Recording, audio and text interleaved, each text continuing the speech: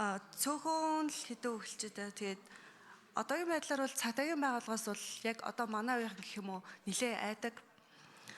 Тэгээд угаасаа нэг замын цагдаач тэр бусад цагдаа нар ч гэсэн ингээд угаасаа иргэдийн төлөө биш юм шиг ингээд байгаад идэг нь болохоор жоохон нэг тийм амар байдаг гэх юм уу.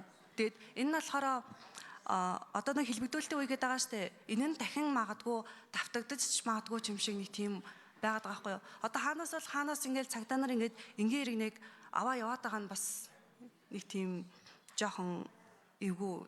Тэгээд хоёр дахь нь болохоор одоо энэ нэг хүүхдүүдийн сэтгэл зүй ямар нэгэн байдлаар нэлээд асуудалтай болсон байгаа штэ. Тэнгууд энэ нь болохоор сэтгэл зүй сургууль болгон ямар нэгэн сэтгэл зүйчтэй байвал илүү дээр ах гэж юу нь бол бас боддог. Тэнгууд ямар нэгэн өндөр төлбөртэй сургуулиуд л зөвхөн тийм байгаад идэх нь бас жоохон гонигтай дөө. Тийм л анда. Энэ хоёр л.